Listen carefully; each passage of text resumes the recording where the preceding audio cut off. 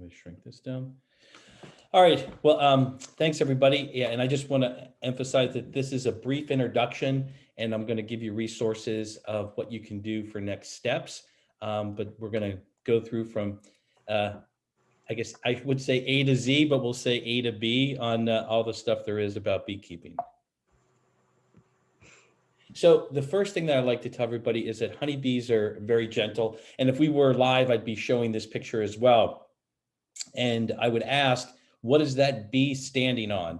And that bee is actually standing on my finger. And I took this picture when I was in my car.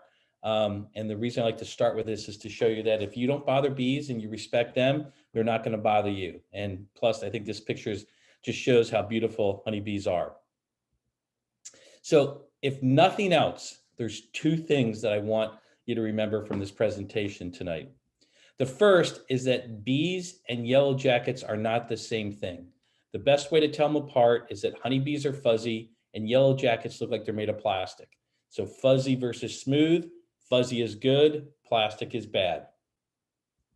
The second thing is that 1/3 of the food we eat is responsible to the pollination of honeybees. Some of the ones that we always like to talk about is the fruits because those taste so good.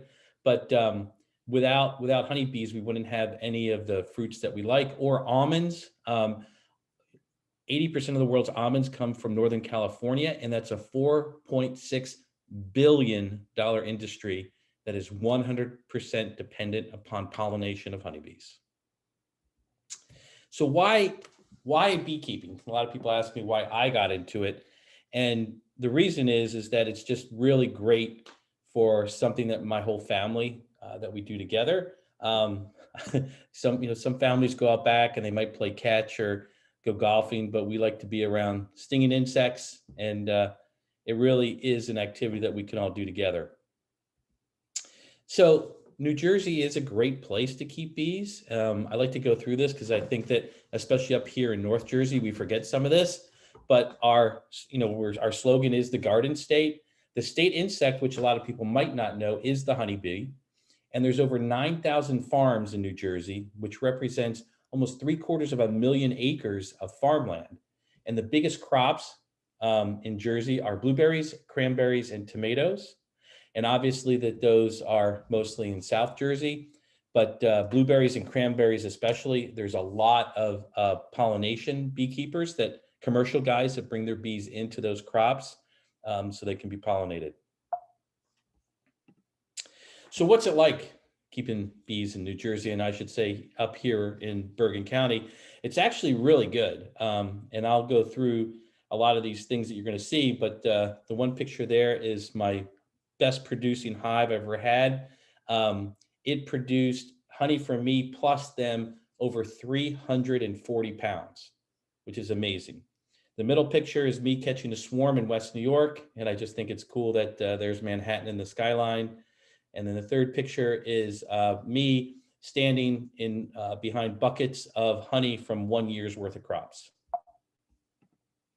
So in New Jersey, there's the state organization, the New Jersey Beekeepers Association, which is really a strong and great group. So if you're thinking about becoming a beekeeper, the first and most important recommendation I would make is to join this.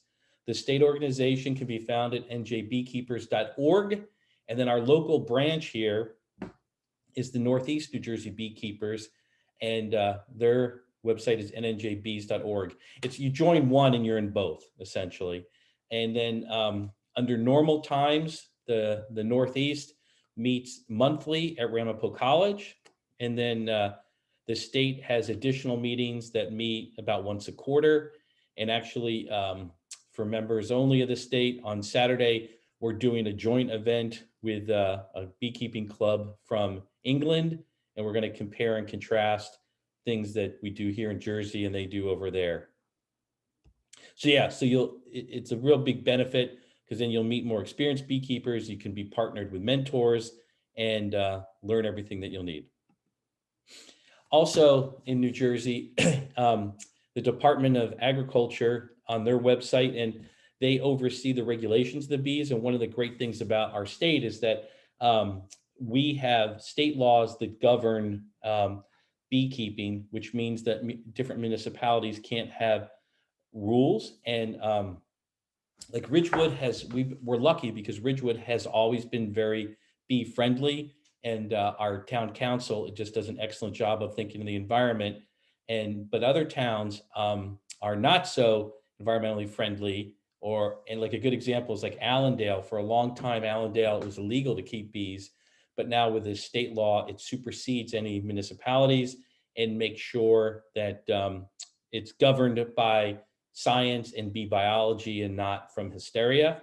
And yeah, this slide here is to show you that you can find the regulations and frequently asked questions on the New Jersey Beekeeper, or excuse me, the Department of Ag site, and they'll help you on what you need to do.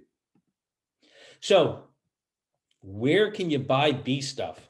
So there's actually, and before I was a beekeeper, this never occurred to me, but it's not like when you go down to the mall that all of a sudden you see a bee store.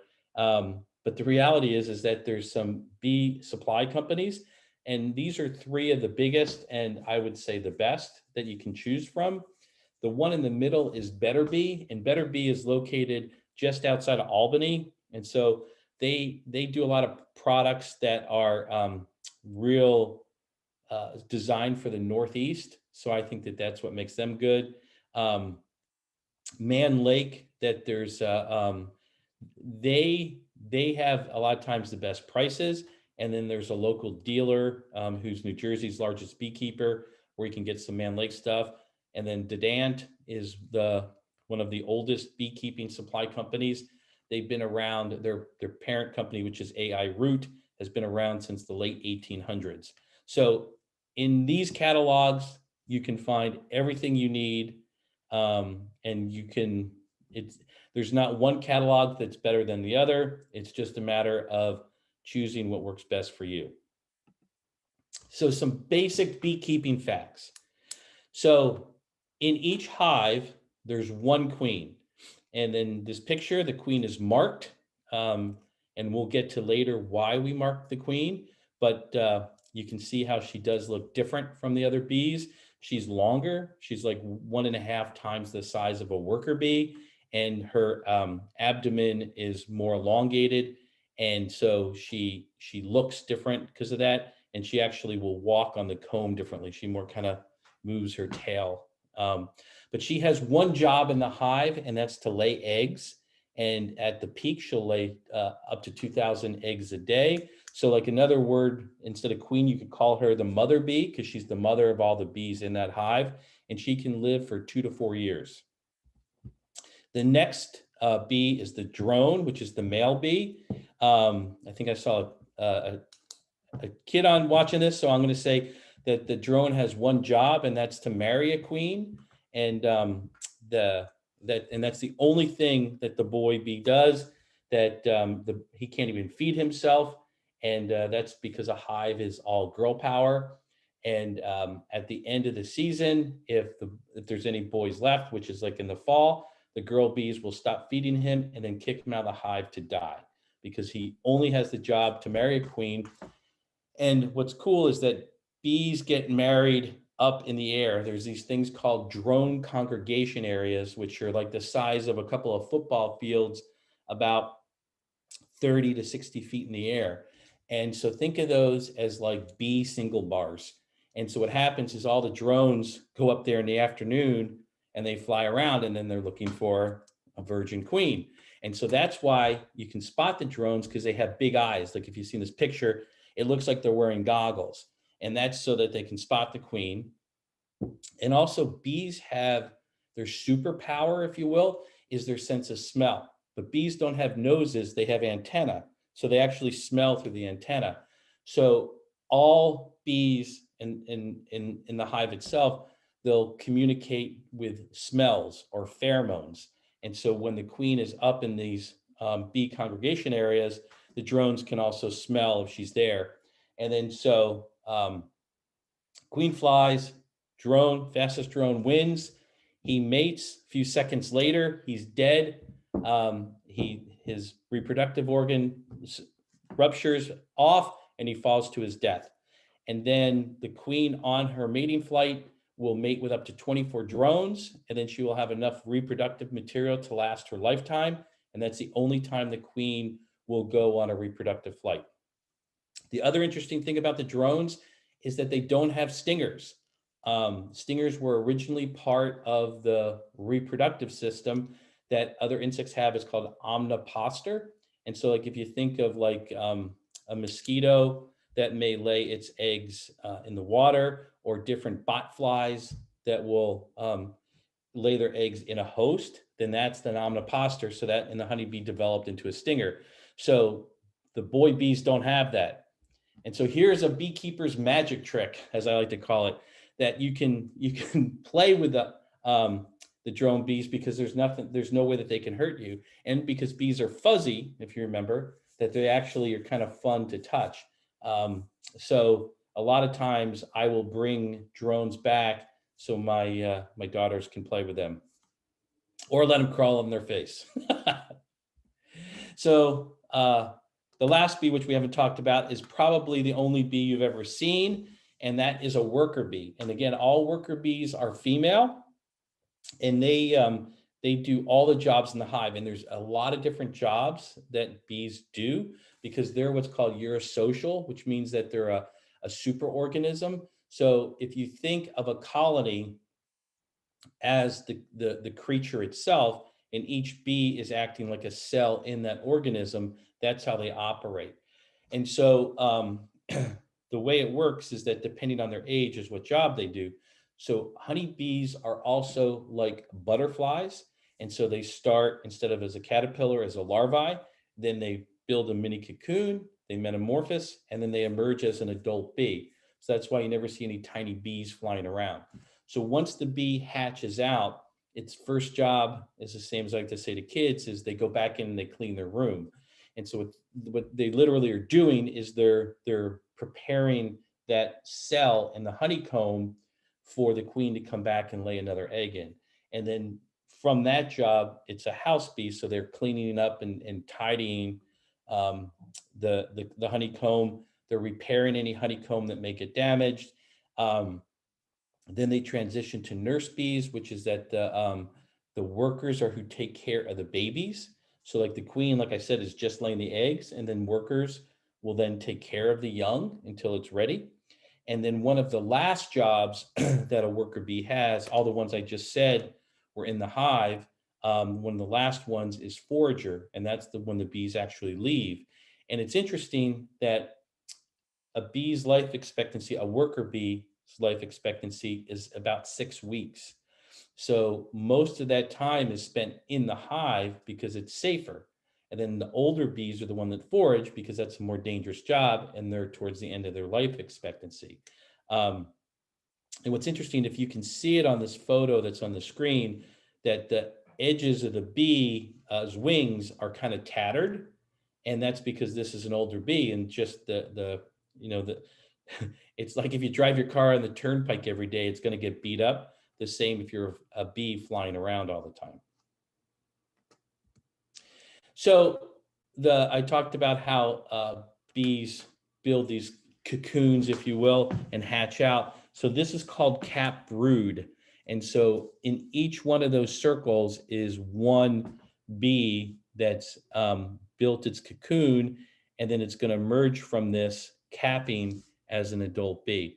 We're going to come back later on this presentation about why cap brood is so important, but also too, that this is what this picture here is what beekeepers love to see, because it's just almost end to end of the cap brood. So it shows how well the queen laid those eggs. So if this is cap brood, this is just what we call brood, which is also eggs and larvae. And if you look into each one of those cells, you're either going to see what looks like a little tiny piece of rice standing up on end, and that's the egg. And then if you look in some of the cells, like towards the top middle, you may see what looks like little white C's, and that's the baby larvae. So when you go in to do a hive inspection, you're looking for the cap brood, and you're also looking to see if you see eggs and larvae. And the reason is that if the queen is laying 2,000 eggs a day, as soon as about mid-spring, your hives are going to be up to maybe 50 to 60,000 bees. So at times it gets hard to see the queen, which is another reason why we mark her. But even then, you still might not see her all the time. But if you see eggs, like in this photo, you know that your hive is what we call queen right. And queen right just means that queen's in there and everything's good. And you know that because an egg is only an egg for 3 days, and then it hatches and becomes a larvae. And then after 9 days, the larvae will pupate. And then at 21 days, it will hatch out as a bee. So let's talk about hives now, the physical structure. So they can be any color you want. There's a lot of different, hive tops and hive bottoms, but it really doesn't matter. So whatever you want to do for your hives out of those equipment catalogs that I showed you, have fun, do whatever you want. It's the inside of the hive that really matters. And so this is a picture to show all the different pieces. So I'm going to start with A, which is at the bottom, and I'm going to work up. So A is your floorboard, and it's also your entrance. Most of the time, what you're going to buy for A will be called a screened bottom board. And we'll get to that later. But that's also the entrance of the hive. So it's kind of funny to think back to that picture I showed you with the big tower that I was at. The bees are entering at the bottom, and then they'll have to go all the way up for the honey. The next box, which is B, is what we call the brood box. And theoretically, that's where the queen is going to lay the eggs for the brood. And then inside each of these boxes, you'll see the numbers 1 through 10, and that's the frames. So if you think of this like any hive, like a filing cabinet, in each one of these boxes is drawers. In each of the drawers are 10 frames or file folders. And what's interesting is if you look, you can see how each of those frames are equally spaced apart from one another. And that's what we call bee space. It's 3/8 of an inch. And what back in 1851 in Philadelphia, Reverend Langstroth discovered that if you leave 3/8 of an inch, that's bee space means that they won't make combs, so they won't connect across. And so by maintaining that bee space, we can pull out those frames, and that discovery is what modernized beekeeping. Because if you've ever seen photos of the skeps, the upside down baskets, that's what beekeepers used to use. But to get the honey out of that meant you had to destroy the comb and destroy the entire hive most of the time. So by doing it this way, you can take out the frames to inspect them, which I showed you with the eggs and the capped brood. And then also with the honey, you can just pull out the frames of honey to extract it, and it doesn't hurt the bees. So it's really fascinating to think that humans have been keeping bees, or at least getting their honey, for tens of thousands of years, but it wasn't until 1851 in Philadelphia that they figured this out. And now around the world, movable frames are what the standard is. So that's what box B is. Box C would be where they would store honey for themselves. And if you can see, boxes B and C are taller than D. And so in beekeeping speak, we call boxes B and C deeps, because they're deeper. And then D is what we call a medium or a super. Most of the time we call them a super, and a super is what's specific to where the honey is. And what you'll see with my hives, and this is just something I do for myself, that the supers, so the honey for me, those boxes I always paint white.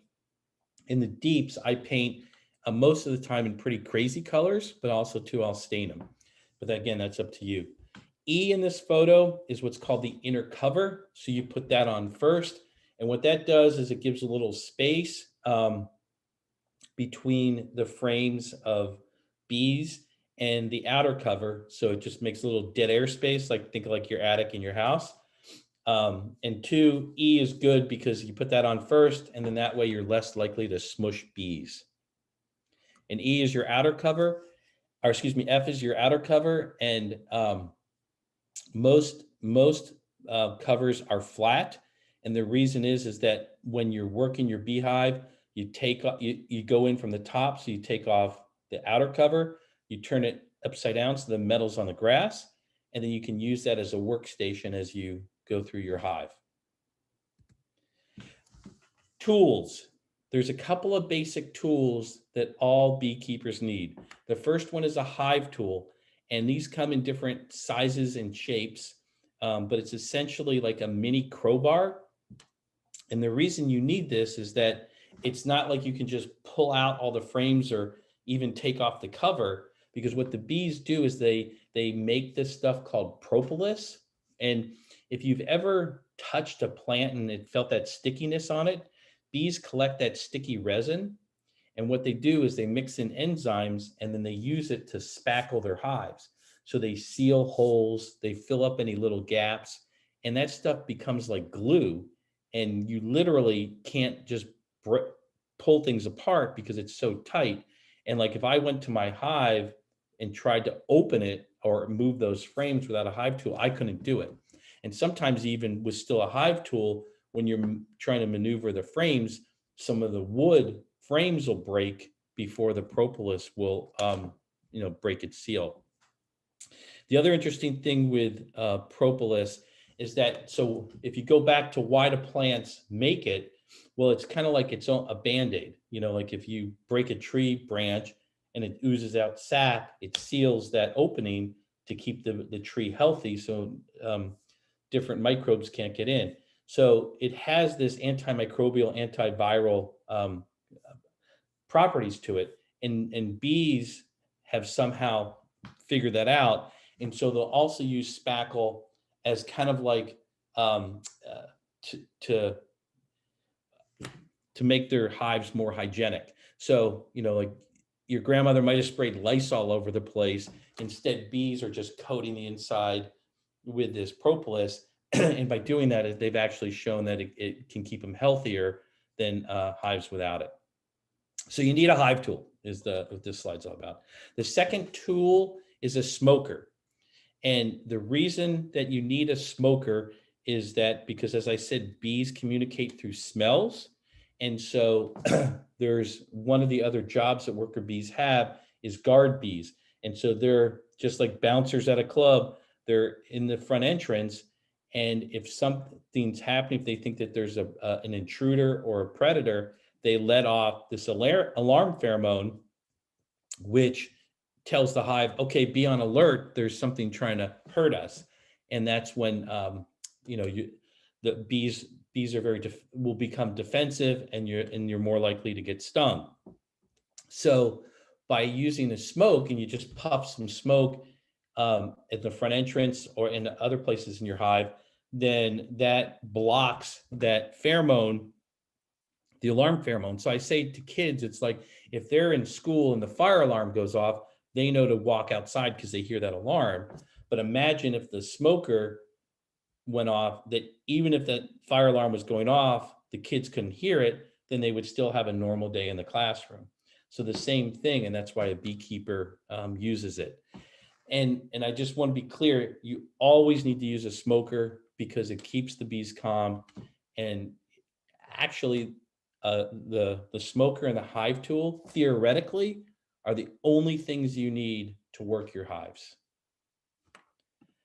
However, the third thing, which most of us use, is some sort of protective equipment. There are those that don't. I say do whatever makes you feel the most comfortable, because if you feel safe, then that's what you should use. I like to use those blue nitrile gloves.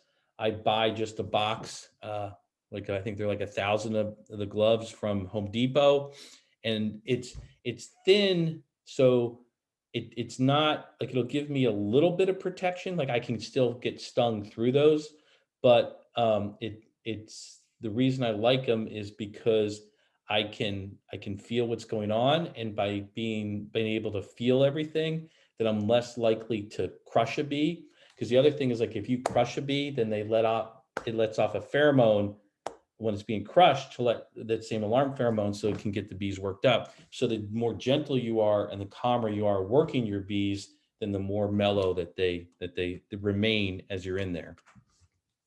But I want to be real clear, and that's why I start with that first picture, that honeybees are gentle if you do everything right. This is my 3-year-old daughter, and you can see that the bees stay on the frames. They're not doing anything else. And again, with the veils, you can buy just one for your head. I like the ones that are attached to a jacket because working beehives can get pretty dirty. And that propolis I was talking about, if it gets on your clothes, it stays on your clothes.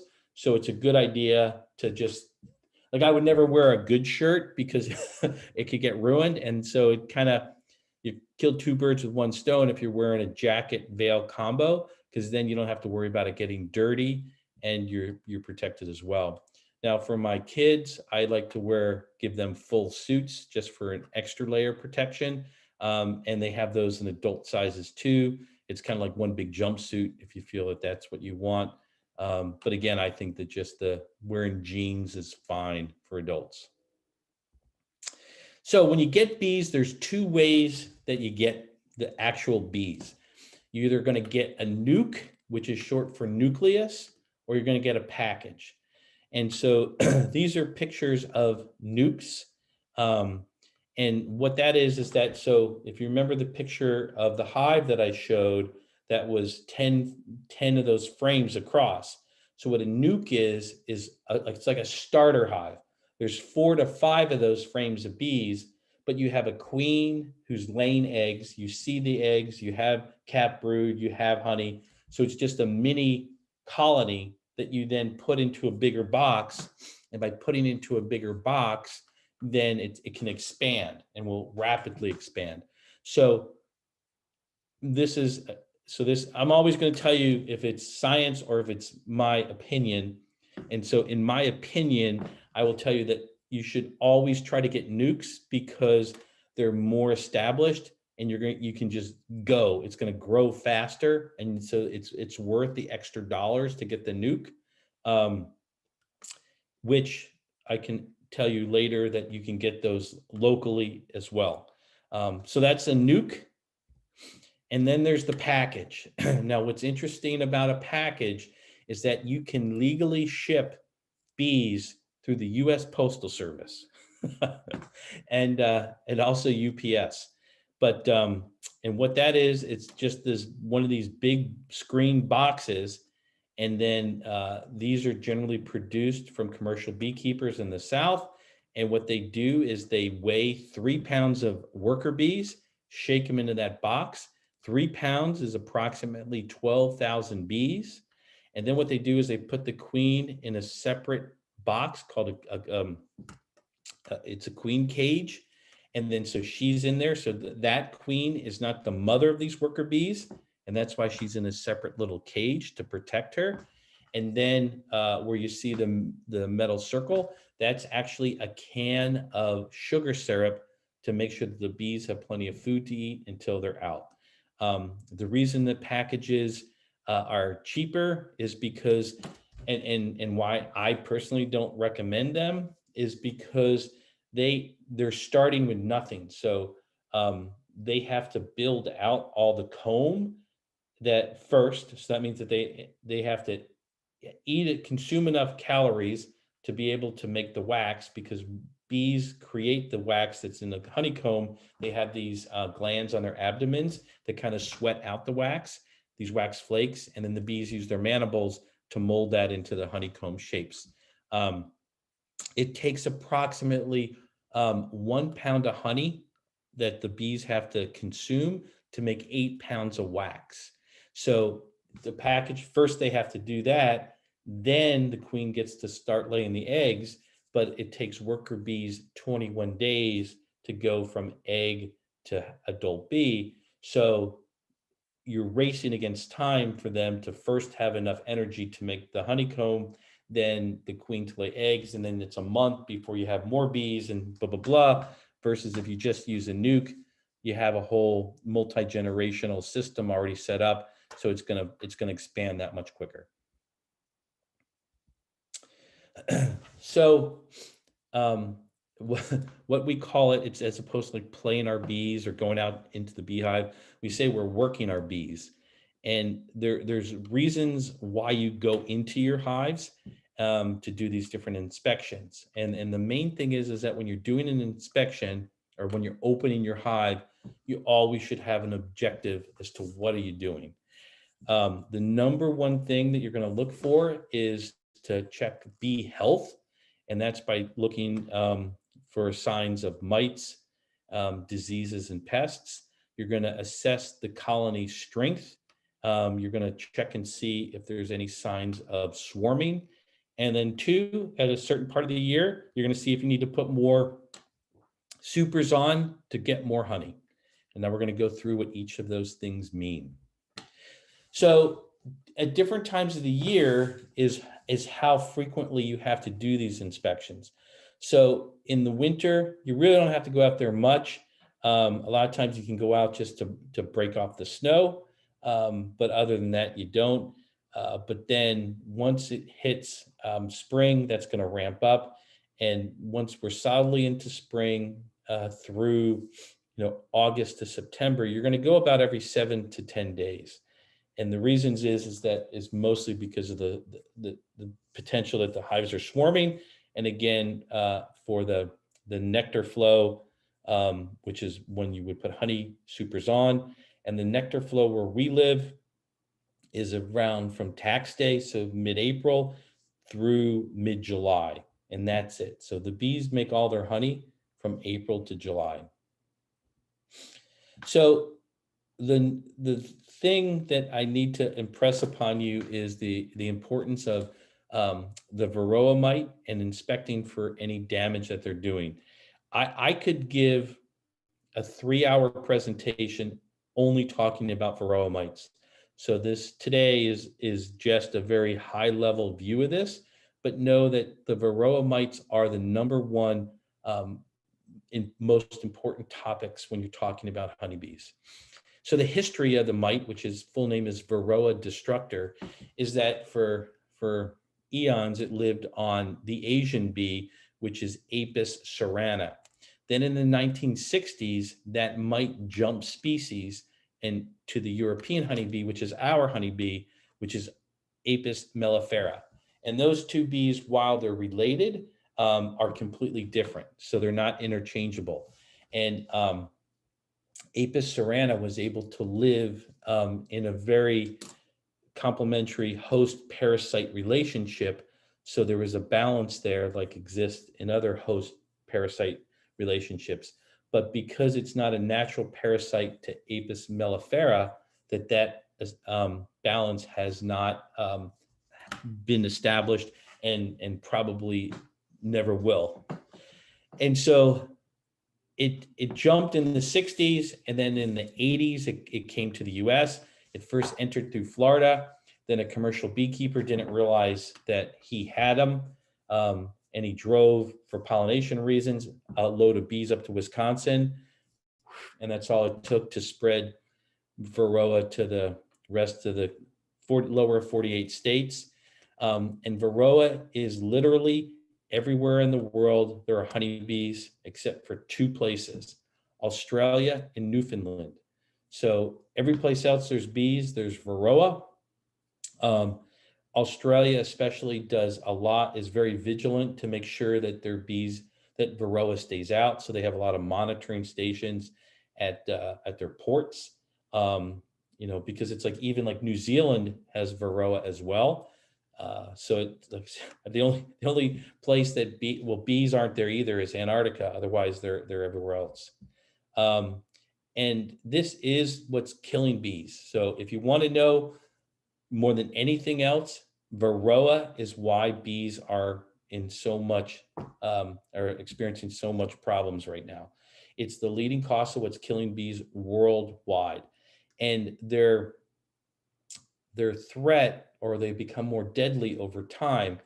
And now that we're living in pandemic, we can understand this, is that the varroa is a vector for diseases. And so why they become more deadly over time is because they're carrying more viruses. And bees can't socially distance, so those viruses spread pretty rapidly. And so like a study by Cornell showed that like in the late 80s through early 90s, as varroa was first establishing itself, that colonies could handle up to 10% um, of 10 mites per 100 bees in a hive, and the colony would still be able to survive. Now, that number in some cases is 1 or 0 that requires a colony to live, for in order to live. And varroa, it infects everything. So the deal is that it's not if you have mites, it's how many. So you really have to process that sentence if you're going to keep bees, because at no time is no beekeeper going to be mite free. And so the longer you're in beekeeping, the more you'll find that beekeepers talk more about mites than they do about bees. And I want to be clear here: if you're not going to treat for mites, then don't keep bees, because if you try to have bees and not treat for mites, you're not only going to infect and kill your own bees, you're going to kill all the other beekeepers' bees that are in an area. So what does a varroa look like? So think of a hairy tick. And then if you took like a Frisbee and put that up to somewhere in your body, that's the size of the varroa mite per the bee. And you can see here's a picture of some by a match head. And this is what it looks like on a bee. So you can clearly see it. But the thing is that honeybees have an exoskeleton so they're like plates that overlap, and then that mite will crawl between those plates, so you can't always see them. So the varroa mite has two cycles in its life.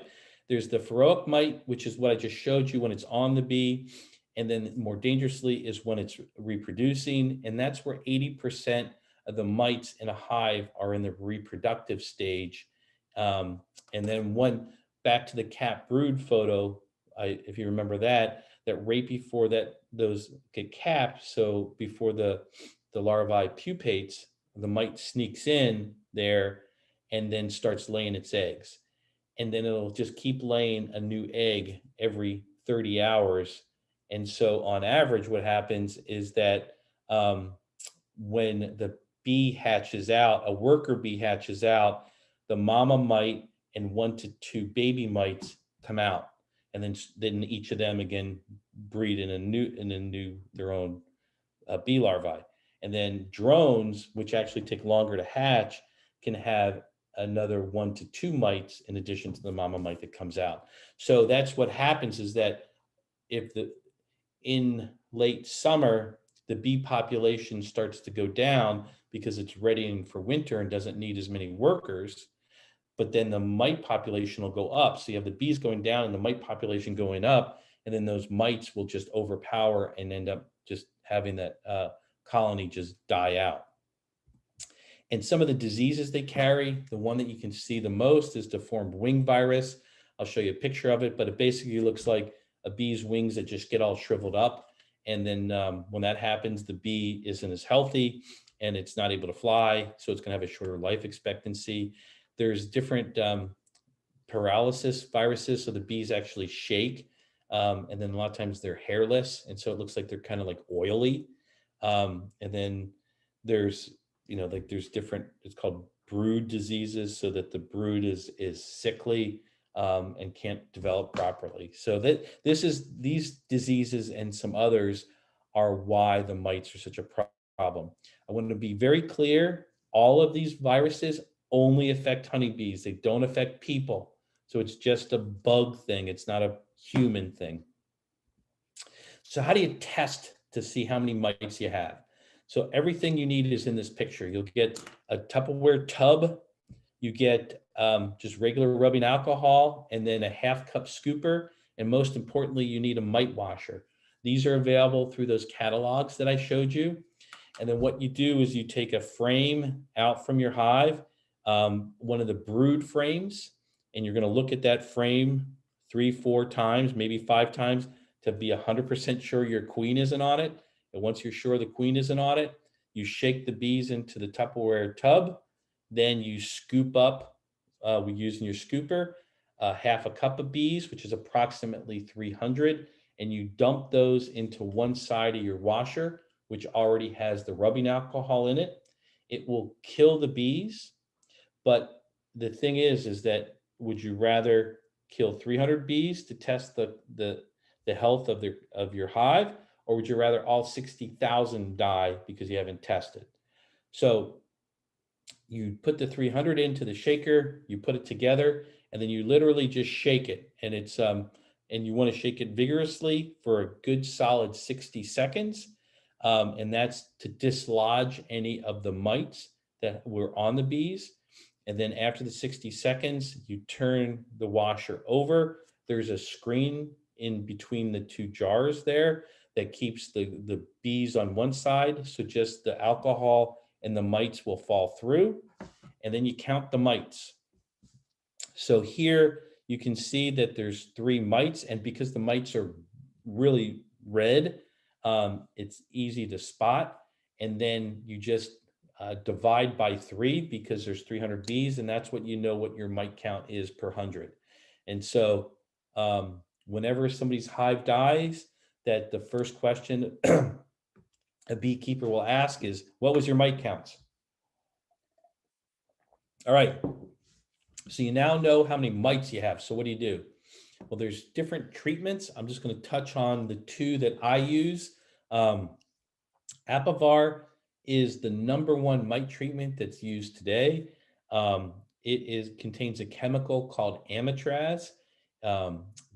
The manufacturer of this is a French company, and I say that's important because the France is very, very aware of different pesticides and herbicides that are being used, and they're much stricter in regulations than we are in the US. And yet Apivar was developed there, and that's what they use. And it's because it's the most effective.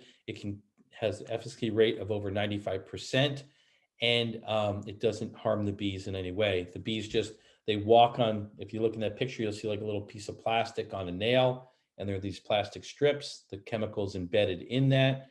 The bees walk on it, and then they just spread it around. Doesn't do anything to the bees, but yet it kills the mites.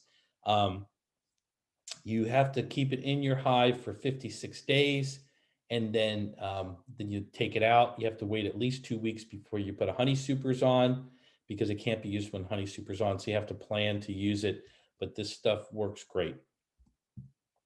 Another thing that I use is oxalic acid.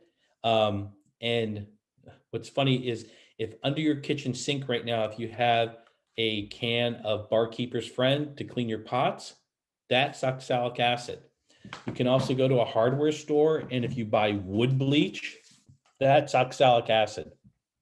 So oxalic acid is a naturally occurring acid. It's found in rhubarb and in spinach, and are just to name a few of the vegetables. And again, it's a natural way to fight different insects that are bad. That's what the plants use it for, and it works on the mites. And so what's so wild is that the bees could care less about this stuff, but the mites, they think, have soft places on their feet, and that's what it absorbs through there, and that's what kills them. But there's 2 ways to apply oxalic acid. You can mix it with sugar syrup, and you literally drip it on your bees, and that'll take them out. Or you can do it by vapor or sublimation, and that's what the oxalic acid. It's like a real fine powder. You put it in this wand thing, this little metal pot at the end of this wand. You stick it in your hive. You close up the hive. You connect it to a battery, and it makes all this vapor, kind of looks like a fog. And then and I've watched the bees, doesn't bother them at all, but it'll knock out the mites.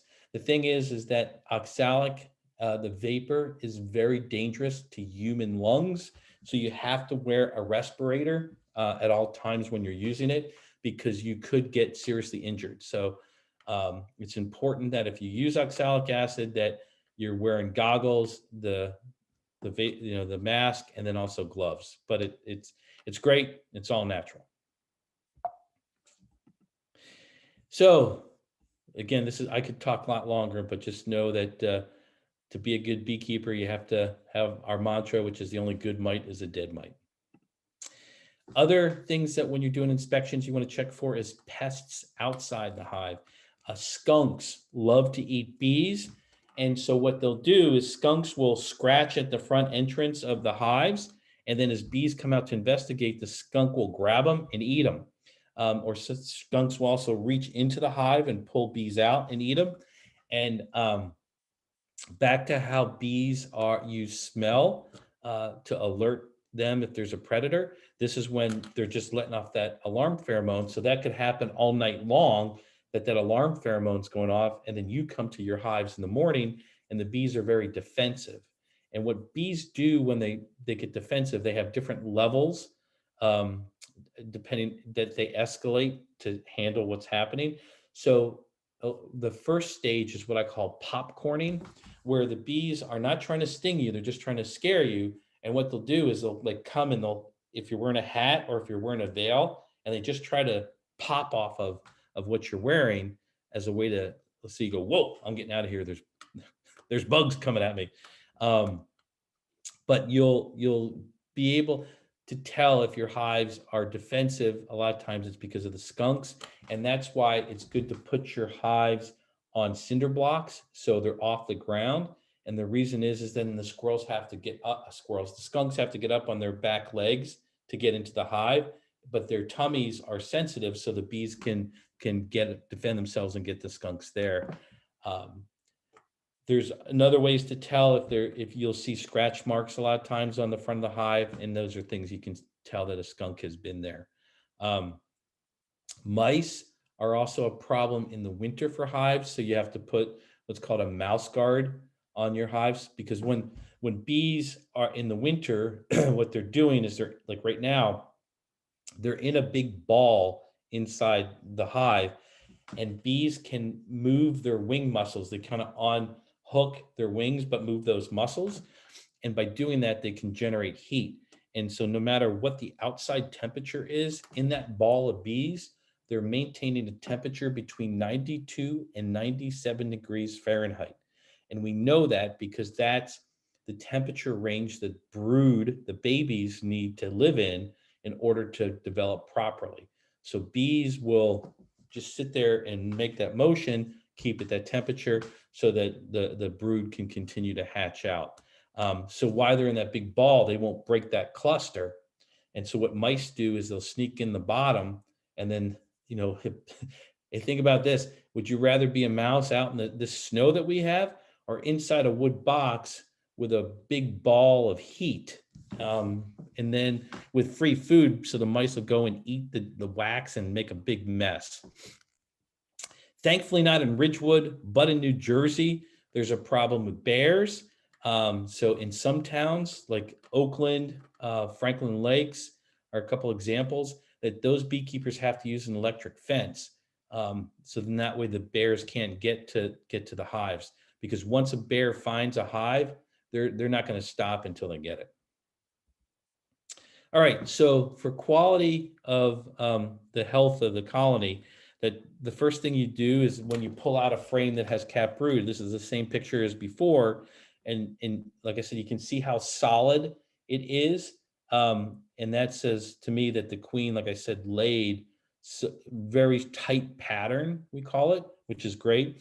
And what's interesting is the holes that you see that are randomly scattered throughout, a lot of times that's on purpose.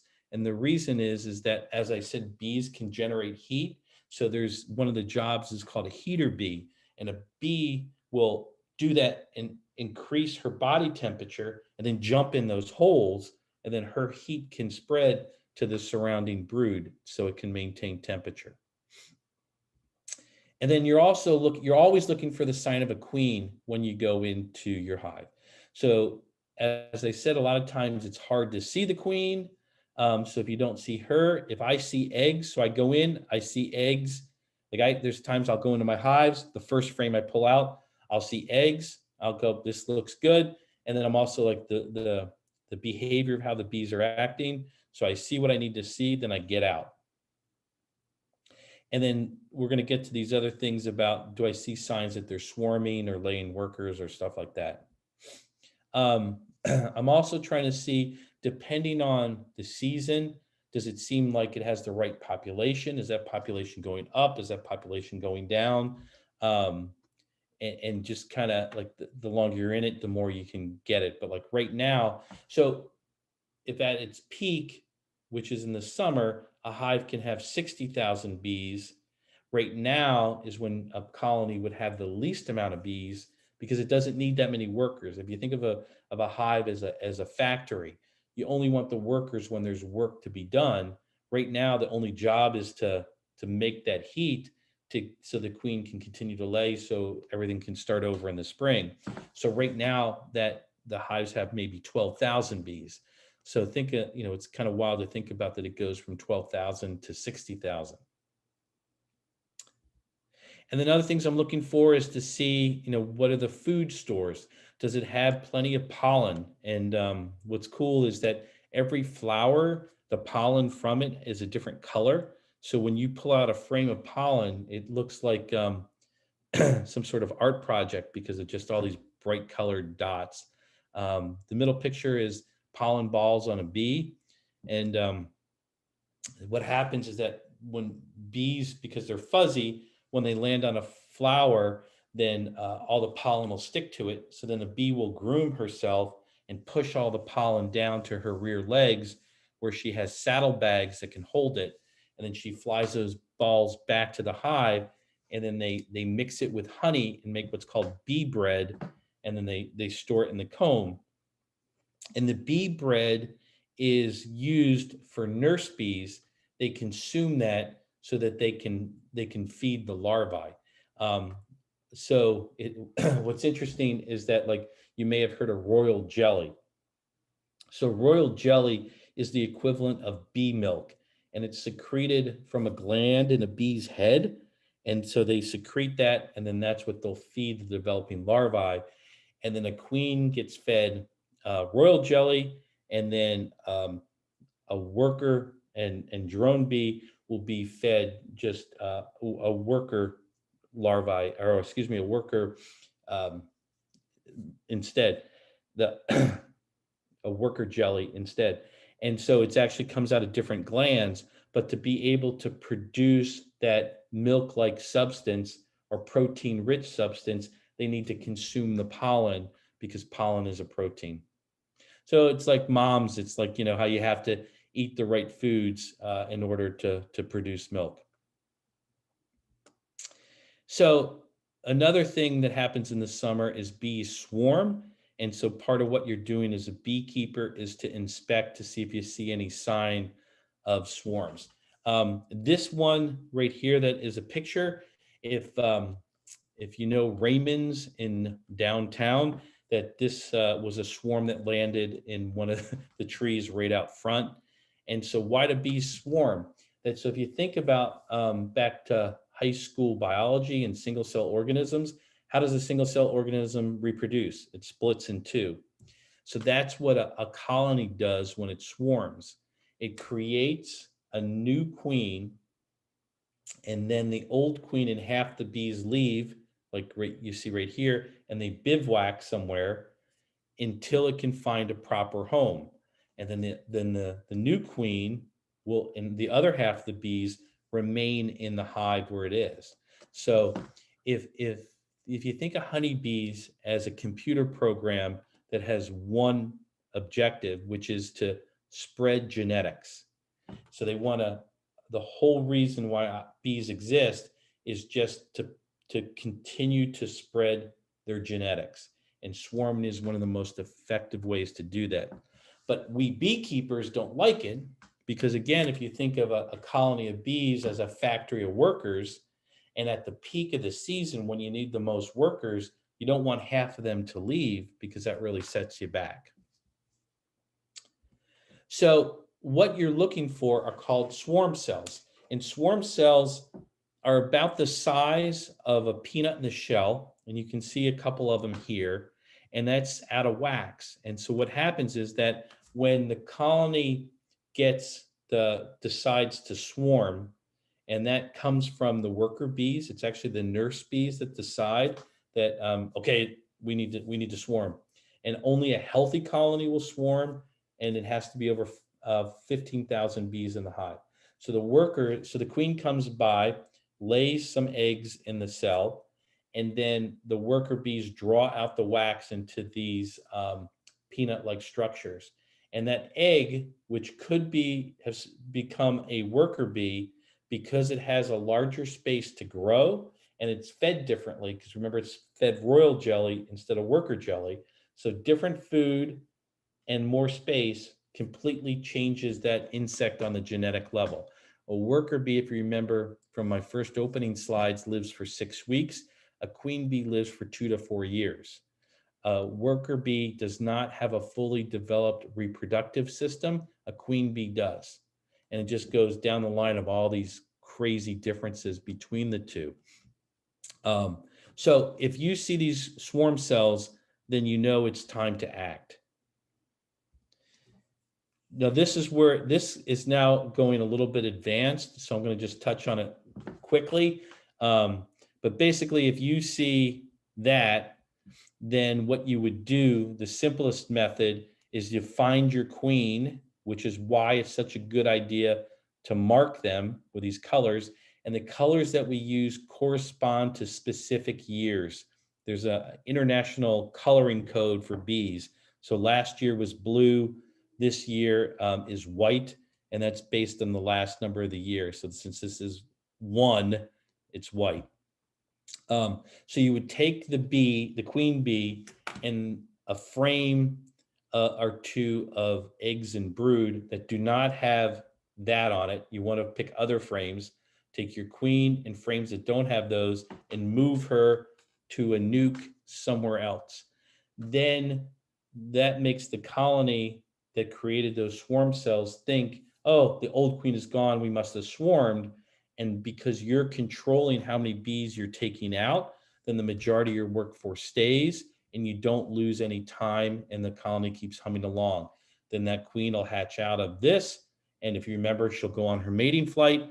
She'll mate with up to 24 drones, come back to the hive, and then everything keeps going. Okay, I'm going to have a drink, and then we'll talk about probably why most of you are here, but honey. So why do bees make honey? So they have food to eat in the winter. So as I was saying, that inside these boxes, there's a mass of bees in a big cluster or ball moving their wings to maintain that temperature. So what at the beginning of winter, that ball starts at the bottom of the hive, because remember that theoretically the queen is laying her eggs in the bottom box. So they start there, and then through the winter they slowly move up and consume the honey as they go. So in the winter, if and when we would check on our bees, we would just pop off the top and see if the colony of bees is at the inner cover. And if it's at the inner cover, we know that the bees are out of food, and then we have to feed them. But generally speaking, it's the bees are able to produce enough honey for themselves. And around here, they need 80 to 100 pounds for themselves to make it through the rest of the year. Because it's amazing to think that the colony only has from April to July to make enough food that they can live on for the rest of the years. And again, here that in this photo, the white boxes are mine, the colored boxes are where the bees are. And so back to the frames in here, that in the deeps, so the bottom boxes, if they have honey on a frame, that frame of honey can weigh 10 pounds. So we just count frames to see how many they have that are full of honey, and that's how we're able to gauge how much honey that they have stored for themselves. Some cool bee facts. It takes 12 bees' lifetime work to make a teaspoon of honey. So every time you sweeten your tea, you can thank 12 bees. So if you build that out, that's just under 1,200 bees to make a pound of honey. So every time you get a jar of honey, that's almost 1,200 bees' lifetime work. And to fill that jar, they had to visit about 2 million flowers. And to visit those 2 million flowers is about 56,000 flight miles, which is equivalent of going twice around the earth. And remember that they need 80 to 100 pounds to make it. This is just for them to make it through the winter. And for each one of those pounds, 2 million flowers and 56,000 flight miles. So as I've been saying a couple of times, there can be up to 60,000 bees in the summer. And if your hive gives you, the beekeeper, 100 pounds of honey, and you leave 100 pounds on for them to have for the rest of the year, then that means that the population of that colony has turned over at least 5 times to produce that much honey. And so it works out to be about 120 days that the colonies around here have to make honey. So that means that they're producing up to 3 pounds of honey a day to hit those kind of numbers. And so for me personally, that this is just to show you my averages, that I average about 130 pounds of honey for me per year. And that's some of my, I was gonna say that's some of my Frank's honey tricks, or I would say that's just from a lot of trial and error, and then just learning a lot on what to do. And I could give a whole nother lesson on just all those different tricks that I do. So you got to ask yourself, what do flowers get out of it? All this pollen, or the giving the making honey for the bees, and that's that the nectar that the flowers produce is a way to seduce the bees to come to them, which then the pollen from the flower gets on the bee, as this picture shows, and I said before, because the bee's so fuzzy. Because what happens is that, like, think of like right now, if you, in the winter, when you walk on a rug and you get that static electricity and you touch something. So that's what happens when the bees, because they're fuzzy, when they're flying through the air, they pick up that charge. So when they hit a flower, then instead of a spark, all the pollen just goes to the bee. And then no matter how well the bee grooms itself, it's still going to have grains of pollen. So then as it goes from flower to flower, it's doing its job. This is a good illustration to show that the bee is trying to get the nectar, but then ends up getting covered in pollen, and then helps spread the genetics of those types of flowers. Here is a bee taking the nectar from a clover in my yard, and it's just something good that you can always do if you have, let your yard be a little on the natural side. And if you see that clover is coming up, let your grass get a little longer so that the bees can really pull out all the nectar from those little flowers. And it's fun to watch. Like this photo here, me and my kids, we just sat in the grass and we watched the bees do this for an afternoon. So once the bee pulls the nectar out, they have what's called a honey gut, which is separate from the rest of their digestive system. So the bee tongue is called a proboscis, which is like a big straw. And you can see it in this photo. So the bee sticks that big straw tongue down into the flower, sucks up the nectar, puts it in its honey gut, and then it flies back to the hive. Once it's at the hive, it will pass, they'll go proboscis to proboscis, and it will pass that nectar from one bee to another. Because if every bee has a job, the foragers are collecting it. So think of like a warehouse. The truck driver gets the supply, brings it to the warehouse. Then there's people at the warehouse that unload that truck and store that stuff. The same happens with bees. only with honey. When the nectar comes in, it's 100% sucrose, but the enzymes that the bees add to it break that sucrose down into fructose and glucose. And that's important because since fructose and glucose are simple sugars, that we can, all living things can absorb those faster than if it remains sucrose. So that's why bees do it. So the receiver bees will take the honey from the foragers and then pass them to more bees as necessary and store it in the comb. What's other interesting too is that if honey spills when you're going through the hive, and here's examples of where that happened with me, the bees will quickly go to that honey that spilled, drink it up, and then move it to where it should be. And it's interesting how throughout the life cycle of a colony throughout the year, that bees will move stuff around. So as the colony grows, it may take honey that was down in the first box and move it up. And this is another way of showing what this is doing. But then by putting it in the comb, then what the bees do too is they evaporate the moisture out of it. Because when nectar comes in, it can be over 80% water. And then so the bees have to reduce that or boil it off, if you will, down to less than 19%. So like if you've ever been around where they make maple syrup, it's sort of the same thing, that you start with 5 gallons of maple sap, and that gives you a quart of maple syrup. But the one difference between the two is maple syrup is sucrose, while honey is the fructose and glucose.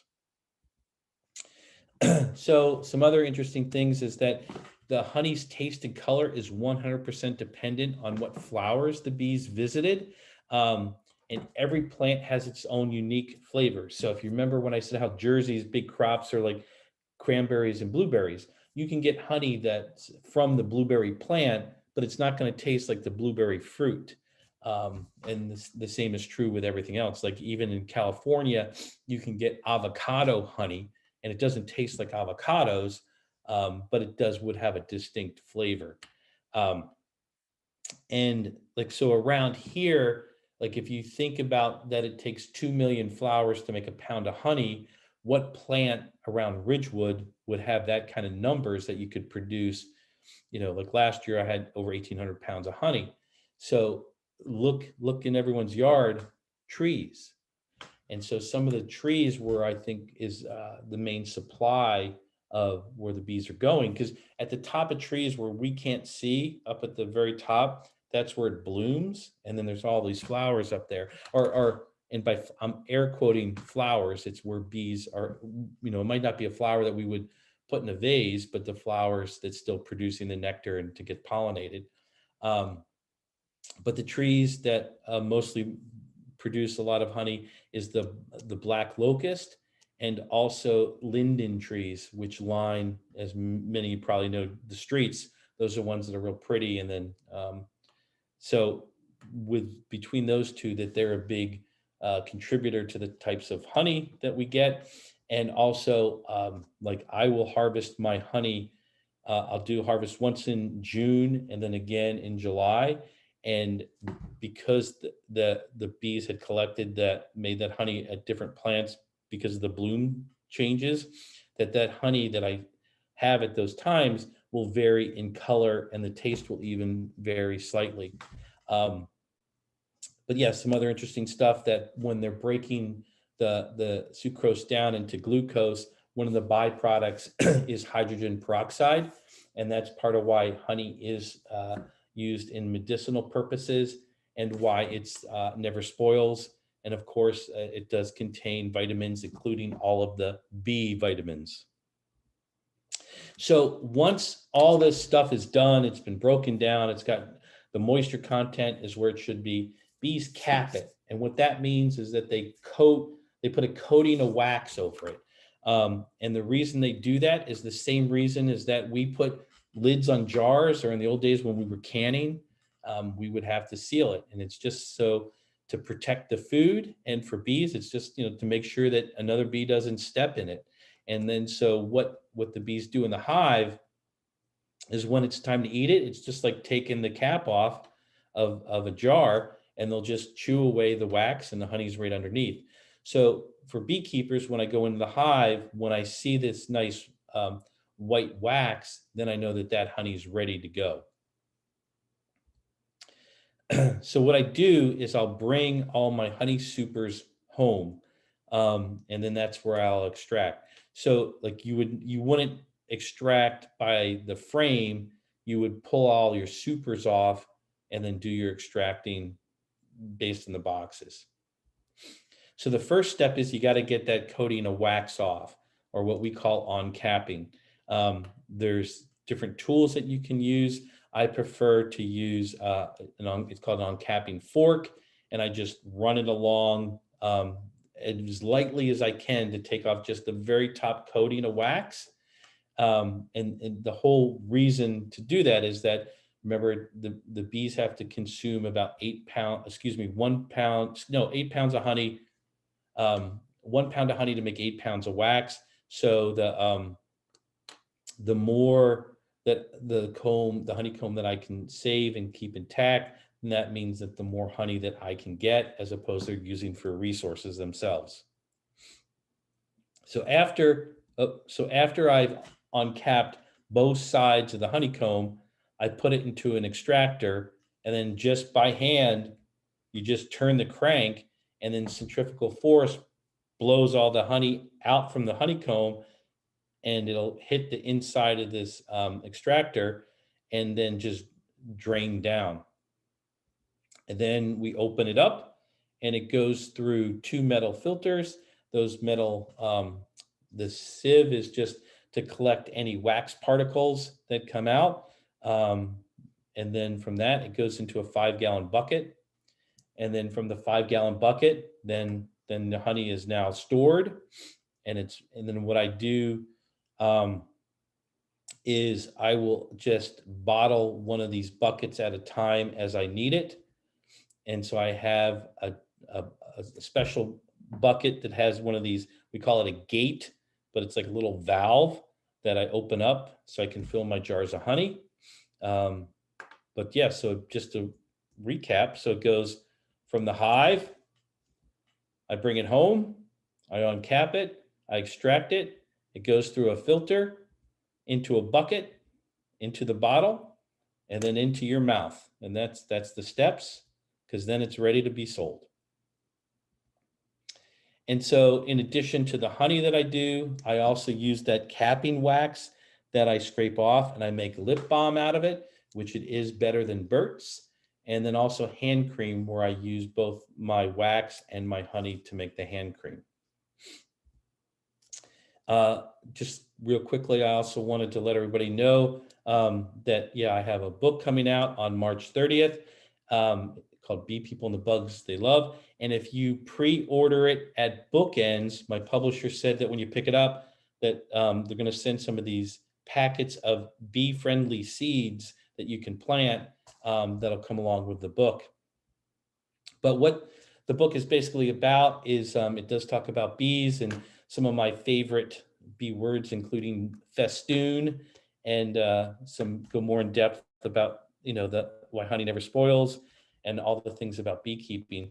But more than just the details in the how-to book, it's really about the different types of people that keep bees. These are all the beekeepers that I've met in New Jersey. As I like to say, the people that willingly choose to be around stinging insects. And yes, some of the reviews that the book has got has been really good. The New York Times said it's an achievement to convey so much knowledge without being overbearing. The San Francisco Book Review, the reviewer said it's one of the best books he's ever written that he's reviewed, and just all the different stuff that he liked about it. And then our fellow Ridgewood author, the #1 New York Times best-selling author, so he's in an entirely different universe when it comes to writing. I was lucky enough to have him read my book, and he gave it a review saying it's the bee's knees, and to be smart people and read this unbelievably interesting book. And then Tom Seeley is who, as you get into beekeeping, you'll know he is the biggest name in honeybee research. He has several books out that I'd recommend that you read, including The Lives of Wild Bees, which he gets into a lot of philosophical stuff. He's also a professor from Cornell, and like I said, has just uncovered and done so much research with honeybees. And he said that if the beekeepers had a top ambassador, it'd be Frank the Bee Man. So yeah, March 30th is when that comes out. And thank you very much. I hope this is what everyone expected. And now I'm going to open it up to questions. Thank you so much, Frank. I have so many questions myself, but I'm going to read the book too, but relay a few from that people had posted in the chat. There was a question that I thought was really interesting too about the queen bee that let me see, get the exact wording. So are queen bees born queens, or can any female bee become a queen? Or because it seemed like could go, the larvae can go anywhere. So if it's an egg or a larvae, then it could go either way. But then once the worker bees then draw it out and then feed it differently, then that's when it sets the path one way or another. But what's interesting is that it's not the queen that determines that, it's the worker bees that are determining if they're going to make it turn that larvae into a queen. And how many queens does the hive usually, do they make an extra queen if they have one already? So there's 2 times that a colony would make a queen. That would either be if they want to swarm, or 2 that when the queen bee starts to not produce, not to lay the number of eggs that she needs to be making, because basically if she starts to run out of gas, then the workers will be able to sense that, and then they'll make a new queen to supersede her. So again, to keep the genetics going at all times. Could you just create a second hive if they started swarming?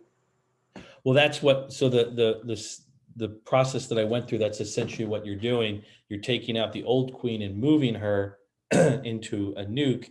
And So then you're keeping the queen. yeah. And then that's how a beekeeper like me quickly goes from 2 hives to 16 or more. Well, okay, so let's see. There was another. Oh, so how far do you keep your hives from your house and areas where your children play? So if you think of a hive, that, remember the entrance at the bottom. So I always say that, like, if you think of that like Newark Airport, that as long as you're not on the runway, the bees aren't going to bother you, but you can drive down the turnpike, which is next to the runways, and the plane's not going to land on you. So the important thing to think about is, if you're going to place where you put your hives in your yard, I always take your garden hose and spray it, and then see where that spray is going to go. And if that's a heavily trafficked area, or it's where stuff is that people get to, then that's going to be a problem. But if it's more, if it's not in a highly trafficked area, then you'll be fine.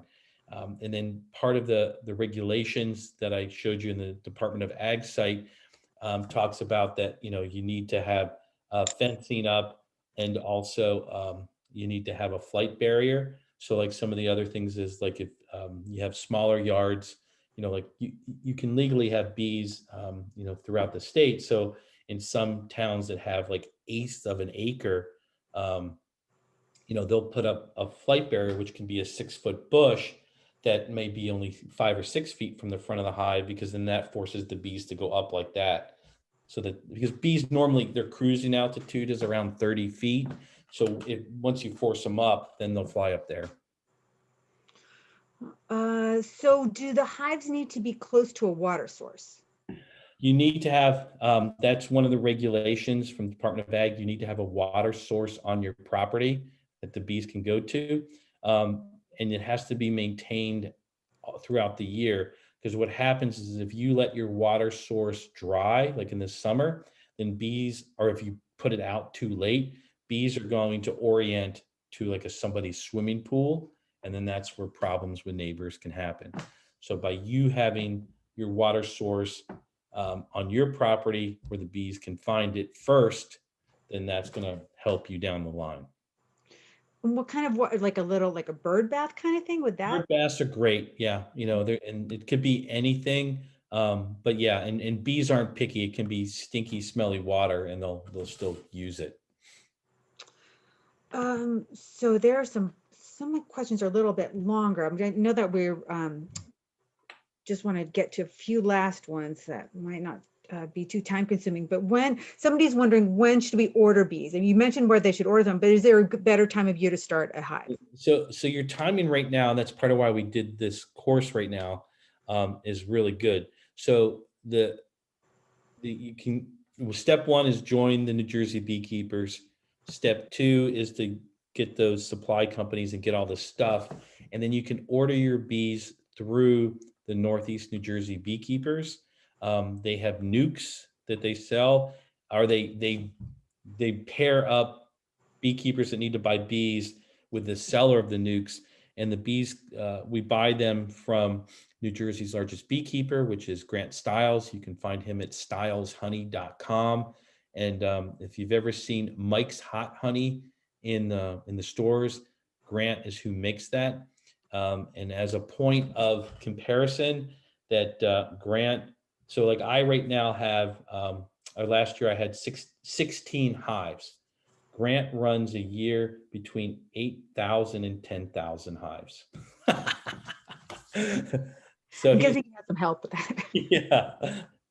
So he's who we get our bees from. The bees generally come around right after tax day, usually the week of 420. No jokes with that, but that seems to be when the bees come. So you figure if you get your equipment now, you get everything painted and set up, you put your deposit down to get your bees. The bees will come in late April. So well, this question seems really appropriate. Can you go on vacation as a beekeeper?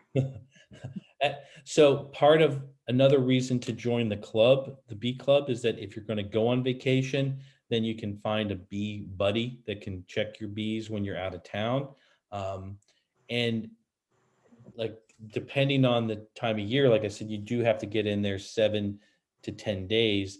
And if it's right at the peak of when the nectar's really coming in, and if you have a good nectar flow, what we call it, so you're getting a lot of honey, then you have to time that right. So the short answer is yes, you can go on vacation. The longer answer is that you may want, the more addicted you get to beekeeping, like myself, then that'll might dictate when you take your vacations. But I Um, will say they're better than dogs, because it's not like a dog, no matter what the weather is, you have to take it outside for a walk. If it's raining with bees, you say, I'll wait till it gets sunny. so here's an interesting one. How do you mark the queen bee? Good Especially if it's question. And formed. I have, so my website is frankthebeeman.com. And then there's there's Bee Movies is one of the pages that you can see. But I have a video of me marking it. And then, so what I use, there's a special thing called the one-handed queen catcher. And so it's a way to, you put this thing on, it's like the size of like a pack of cigarettes. Then you put that over the queen, and then as she walks up, then you close this gate. Then it has a little foam uh, pusher that you push down, and you very gently push her against that metal, that plastic grate. And then, and what I like about this particular one is it has a little thing that you can't ever push the plunger too far and smush her. But when she's pushed against that grate, then you have a special marking pen that you just lightly dab it on her. And then you pull the plunger back, wait till the ink is dry, and then release her and she goes back in. Well, how many queens have you marked? I try to mark all my queens, and Does it happen really often with the number of hives you have? well, it's the short answer is yes, I'm marking queens every year, and then I also will do other people's. It, it's not, once you get the hang of it, it's kind of, it's not as hard as it sounds. Mhm. Okay. Well, let's try to take, okay, it's already 8:30, so I'll just take just two more It's fine. questions. You can go through all that's there. Really? Okay, let's see. So we got the marking that, so you mentioned about the high, let's see, trying to get, you mentioned tremendous hive number growth. Is there a point where hive density gets too great in an area? I think that means like in a geographical area. Yeah, that's a good question. And the short answer is no. I mean, it could happen, but I think that where we are and how many more we would need to make that happen. Um, but what would most likely happen is that everybody would get less honey. So, because if the bees, so bees all, on average, worker bees travel 3 miles from the hive to look for food. They can go as far as 5 to 7 miles, but three is on the average. So if you think of within that 3 miles, how many beekeepers would have to be to saturate it, it would take pretty much like everybody in Ridgewood would have to have bees to overpopulate Ridgewood with bees. Yeah, that's as exciting as it sounds like don't know if it's going to happen. So someone is wondering about the almond milk industry or the almond industry, if that is bad for bees. I would say no. I mean, it, because of the money that's involved with almonds, that they put a lot of money into research and all that. But it's kind of like, if 80% of the world's almonds are coming from California, it's more, the bigger question is that is our appetite for almonds too big? Because the thing is that it requires, almonds are 100% dependent on honeybees for pollination, and then they've worked out how many hives they need per acre of almonds. So, if anything, and again, using the pandemic we're living through as an analogy, that if with every February is when almonds are pollinated, and estimates are 1 in 3 beehives in the U.S. goes to the almonds for that event. It's the largest uh, pollination event in the world. So if you think of how we're trying to socially distant, imagine if it was the difference. We took 1/3 of our population and put it in a confined geographic area. And that's why those viruses with the mites can be such a problem. Yeah, I can see that. Do you notice your honey is different colors every year? Yes. Yeah. It's kind of like, I think like how wineries, like different years will be a slightly different taste and color. But like what's really interesting is like last year, the honey I harvested in June was very, very light. It was like almost a yellowish clear color. And this year, my June honey is more of a golden color. So it's dramatically different in appearance. And it's funny because some people are like, "Do you have the light honey?" And I'm like, "Well, it's not so light this year." Does it taste different from year to year? Yeah, it's slightly different. And then also too, there's definitely a different taste in my first harvest versus my second. So it's like all the first blooming, spring flowers taste differently than more of the summer flowers. And some people in Jersey, I don't, get honey in September, which has an entirely different color and taste. It's kind of like a chestnut red color. And a lot of that, and if there's any master gardeners, I apologize for the bad word I'm about to say, but that honey comes from Japanese knotweed, which is an invasive plant. Yeah. So gardeners, natural native people despise it, but it makes really distinct honey that some beekeepers like. Yeah, it's interesting to compare it to wine. I can see that would work.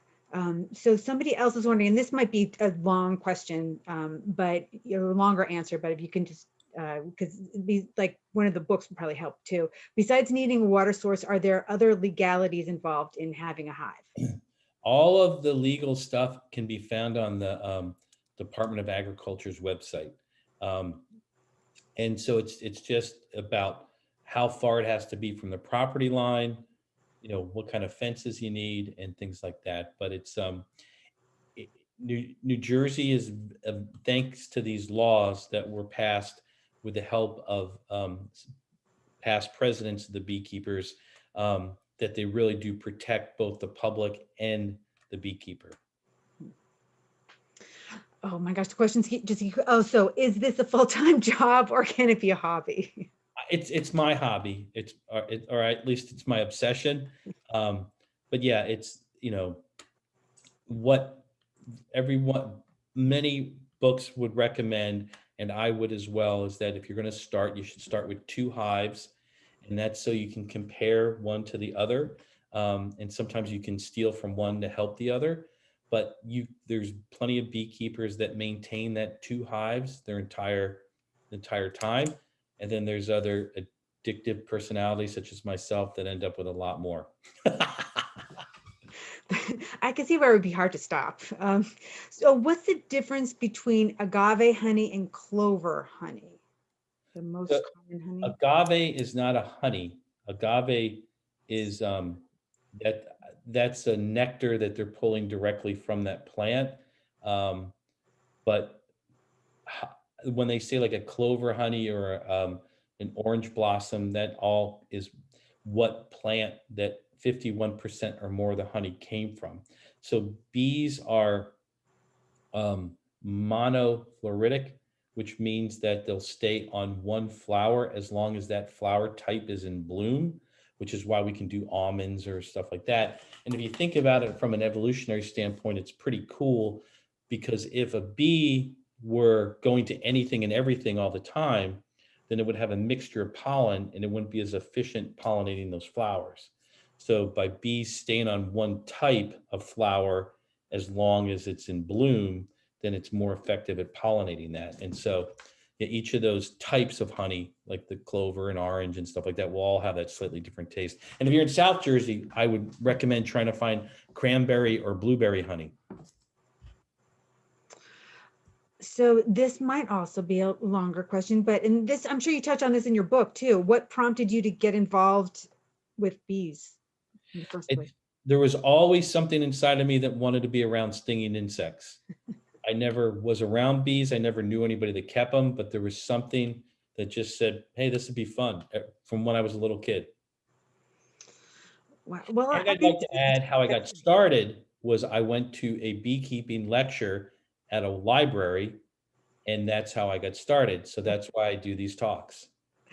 well, I'm very excited to hear that. And on that note, somebody is wondering, if you accept any apprentice applications? So join the New Jersey beekeepers, and then because what they'll do is they'll set you up with a mentor if you want to do it.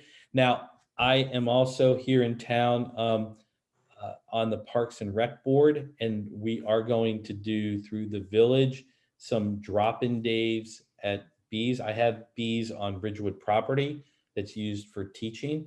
So just stay tuned and look at the Parks and Rec site later this summer, and then that would be an opportunity to get closer to bees. Wow. Well, does anybody else, are there any other questions out there? This was absolutely fascinating. I mean, I didn't realize bees were so complex. I mean, it's kind of magical to see those perfectly hexagonal combs and just see how they, I don't know, it seems to, it really is amazing. Yeah, and that's what I like about beekeeping is there's the practical side where you're doing stuff in the hive, but then there's this whole nerd side. And bees are one of the most researched creatures on the planet. And so you can go down all these different nerd holes to find all this information. I mean, like bees are the only invertebrate that can count to 4, and bees are one of the few creatures, even mammals, that understands the concept of 0. Wow, that I would be really interested in knowing how people figured that out. You can find there's scientific journals. I can't remember the scientists' names, but they were Australian, and they're the ones who were able to prove the math abilities of bees. I'm sure I'll have to use my librarian skills to find it. So, I don't mean to dominate. Does anybody else have any other questions? And you can unmute and ask if you want to. Oh, Felicia. Oh, I just wanted to know where you could buy it now. I think I was buying your honey at Mango Jam, but they're no longer. So In town, you can get my honey at Gothelbrook Farm and Garden Center, at Oliver Twist, at the Village Tea Shop, and then in Glen Rock at Creative Den. And if you go to frankshoney.com, I have all those places listed. Yeah, it is a great website. Thank you. Well, thank you very much, everybody. We will have this on, after I process this video, I'll post it to our website. And in case, anybody who wasn't able to stay for the rest of it can get those questions and those answers. But thank you so much, Frank. This is totally fascinating. I don't know if I'll be able to become a beekeeper anytime soon, but I can understand why people do it. Well, thank you. And thanks everyone to staying to the end. Thank you, everybody. Can I squeeze in one more question? Sure. I see people are eating honeycombs now, not the cereal, but the literal comb. Yes. What's your thoughts on that and what? So it's what they used to call that was farmer's gum. And so and I'll tell you a quick funny story. So I was at a beekeeping executive board meeting, and think of like when you get together for a meeting, somebody might bring a cake, right? And you all pass around and take a piece. So somebody actually brought a big piece of comb honey that they had taken, and then they passed that around with a knife, and people are just slicing off a piece and eating it. So the advantage of it is that some people think it's fresher that way because it's encapsulated in the wax that the bees put it in, and then you can swallow the wax if you want, or that's why gum, you can just chew on it and spit it back out. It's an interesting experience, but it's to me it's more of a novelty. But yeah, I would say try it if you see it. And another type of honey that I really would recommend if you see is it's the creamy honey.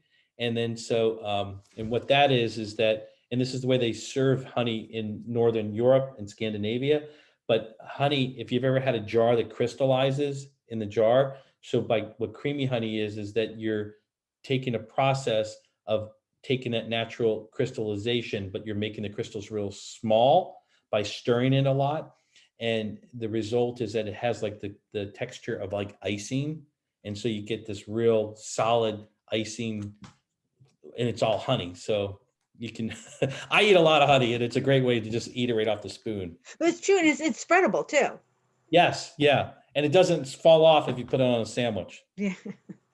Hey, Frank, real quick, you know what? I know that like in London and maybe in the city here too, there are a lot of beehives going up on tops of buildings. How does that work? Yeah, so the well, and there were bees on top of Valley Hospital. They weren't mine, but they were there. And but bees, as long as they're not too high, like there was some hives in New York that were, I think, 17 stories, and which was just too much. And so those hives kept the bees kept us absconding from them. But if you're just a few floors up, then it's actually really good, because then remember I was talking about skunks and bears and stuff. Well, they can't get up there, so it actually is safe. The things that you have to consider when you have a hive on a roof is how you're going to get the honey down. So like those supers, the boxes that are filled with honey, that those can weigh sometimes as much as 75 pounds per box. So it's not like you can't climb up on a ladder. So as long as you have good access to that roof, then yeah, it can work really well.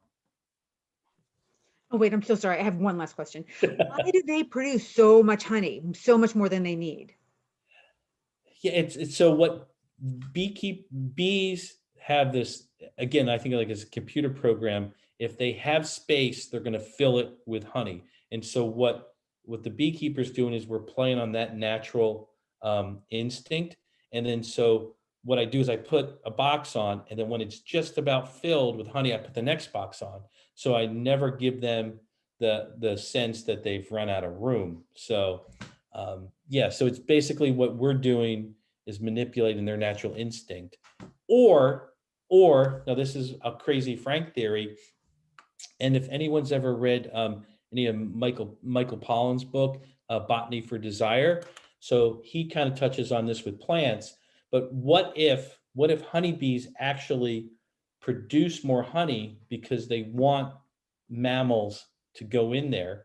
Because by doing that, if they're programmed to increase their genetics and spread their genetics, well, by giving us honey, we certainly have spread their genetics, because we've taken them to all the continents that's possible. And we also take care of some of their diseases and stuff. So maybe it's some sort of evolutionary thing to benefit, it benefits them in the long run because we're caring for them.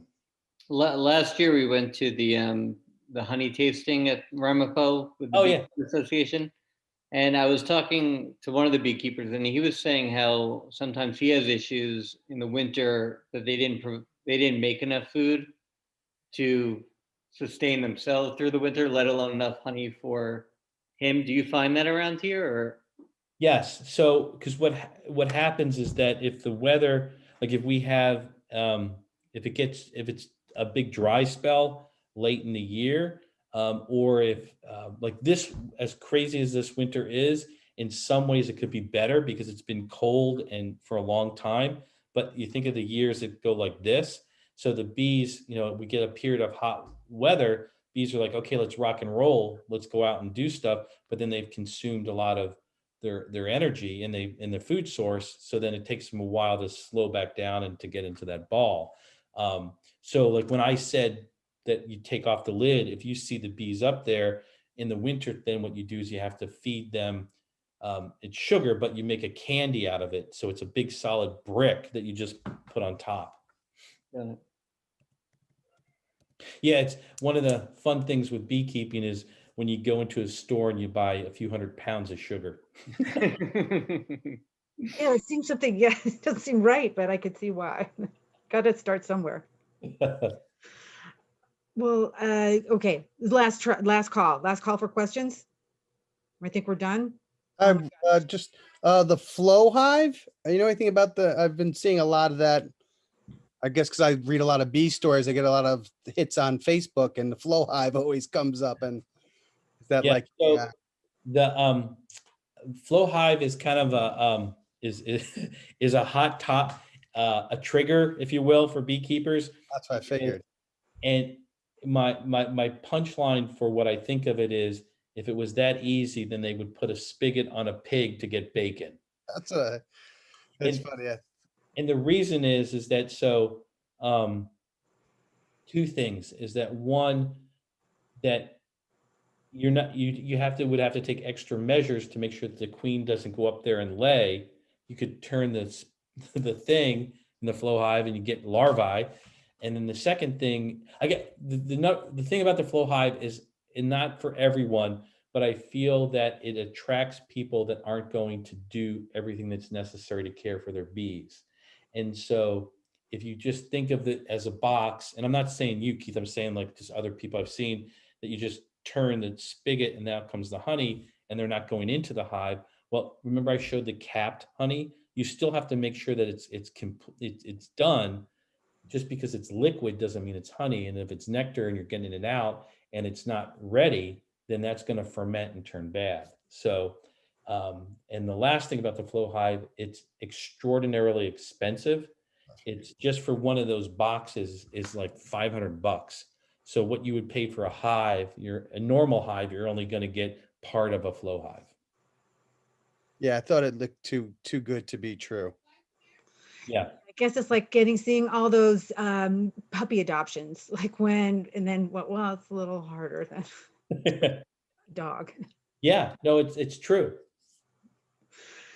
Well, thank you so much, Frank. This was such a treat. I was excited, but I just didn't really know what we had in store for us tonight. So this was really wonderful.